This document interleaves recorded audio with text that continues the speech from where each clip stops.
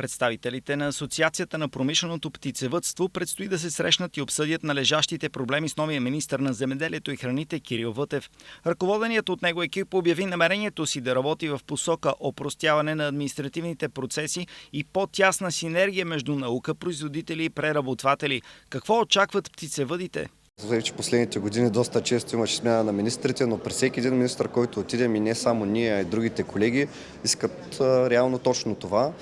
И повечето министри го обещават в началото, но след това или нямат време, или просто нямат сили да го направят.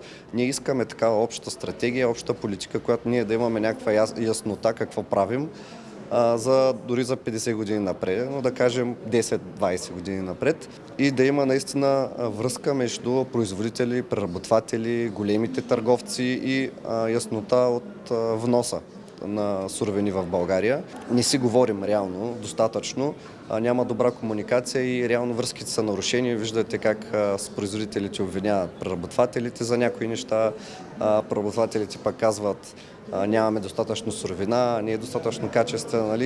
Има различни проблеми по всички стъпала на веригата, но се надяваме тая заявка, която господин Вътев направи точно за поправяне на този процес и светляване на този процес, наистина да успее да го направи. Има от нашата подкрепа със сигурност. Предстои увеличение на ставките за хуманно отношение към животните. Ето какво очакват птицевъдите. Към момента горе-долу за един бройлер беше около 1 лев, да кажем, грубо 90 и няколко стотинки. За една стокова носачка лев и 80, лев и 90 на брой. Като там при стоковите носачки никога не вземаха пълния си обем, от който заслужават, тъй като там са на времеви период с една устаряла технология до 78 седмица. Ние сега направихме по новите технологии предложения до 90-та седмица да се финансират, и за да не губят пари производителите. Тъй като вече всеки производител гледа стоковите носачки по-дълго време, тъй като технологията го позволява. От тук направихме доста изчисления, доста сметки. От 2018 година инфлацията до сега е 32%, и като добавим, това е по официални данни на НСИ, но като добавим в производството нещата, които поскъпнаха и няма да се върнат старите цени най-вероятно, ние изчислихме около 40% средно увеличение би трябвало да има за хуманното отношение, тъй като знаете, че птицевъдите получаваме единствено подпомагане, и то не е подпомагане, точната дума е средства за пропуснати ползи и средства за повече грижи за животните. Тоест ние сме се ангажирали да полагаме повече грижи и да разходваме повече средства за това, и ние получаваме средства само по хуманно отношение към животните. Виждате, и сме изключени по всички кризисни мерки, които бяха и COVID в началото, после в Украйна подсигуриха едни 25 милиона за нашия сектор, който е най-големия в животновъдството. На фона на едни, може би 800-900 милиона от 2020 година от COVID до сега за всички животновъди и растениевъди. Така че ние сме изключвани от обща селскостопанска политика. Общо взето, когато се говори за животни, не се говори за птици. Мога да добавя и за свине. Така че ние се надяваме и това нещо да променим.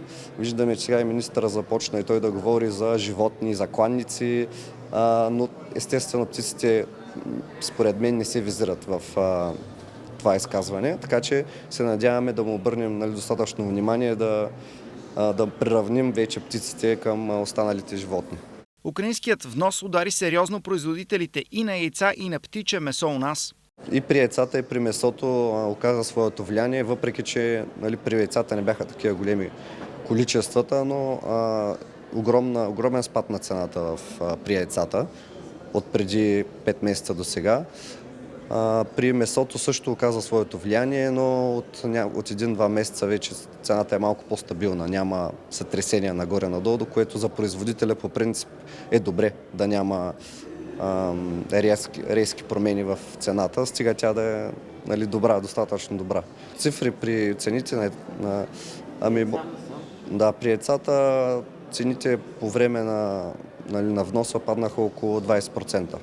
При яйцата говорим на едро на голо яйце от производител. Докато при месото цените се задържаха, но пък те не бяха и много високи. честно казано. Но не ми се иска да говоря с точни цифри, специално за продажните цени. От друга страна пък вноса на украинско зърно помогна на животновъдите, въпреки че зърнопроизводителите не са доволни от това. Смъкна достатъчно цената на зърното, тъй като тя беше изключително висока, беше достигнала 800 лева на тон, докато вече отива към 400, което за нас е доста по-приемливо. Не е на нивата, които беше преди, да кажем от 250, но е нещо значително. Биосигурността в индустриалното птицевъдство по отношение на инфлуенцата на необходимо високо ниво ли е тя сега? Има какво да се желае, винаги има какво да се желае. В интерес наистина сме на едно високо ниво, особено птиците от кокоши вид са достигнали едно много високо ниво на биосигурност, но винаги има.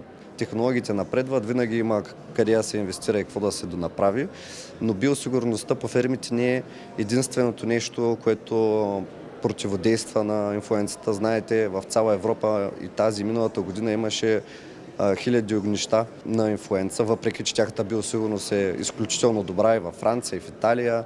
Така че много е важно да се следи потока на прелетни птици, откъде минава, да се вземат мерки предварително от Българската агенция по безопасност на храните, да се информира населението, те също да участват в този процес, тъй като техните животни, дворните са много и са навънка през по-голямата част от времето, а то точно така се заразяват. Според мен трябва да се обърне и по-специално внимание и на водоплаващите птици, тъй като те са голяма част от времето са навън и имат голям риск от заразяване.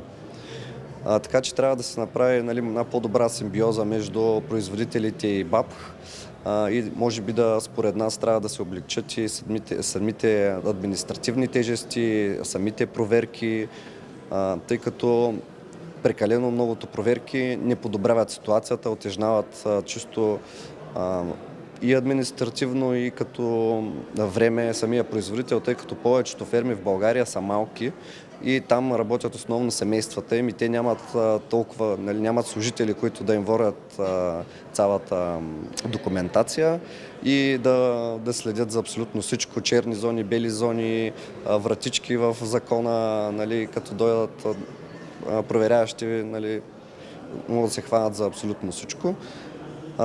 Така че трябва да се мисли в тази посока, да се облегчават самите производители.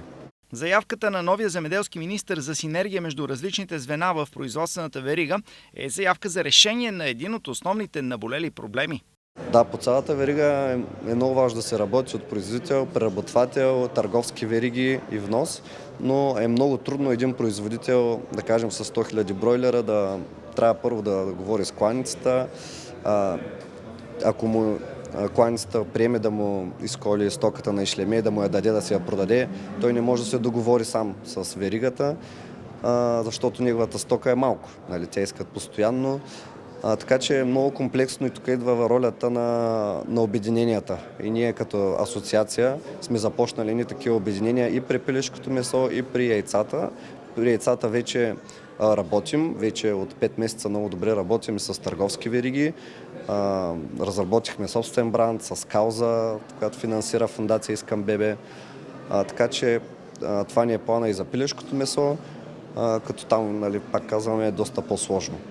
И се надяваме в най-скоро време да бъдем признати и като организация на производители от министъра, като според нас това е бъдещето, тъй като в Европа това го правят вече може би над 10 или 15 години и там са кооперативи в модерния смисъл на думата по над 1000 производителя. И те си гледат основно производството, да направят една добра продукция, качествена, безопасна, а от друга страна вече самия кооператив да продаде тази стока, да ги снабди с суровини и да комуникира дори с правителството.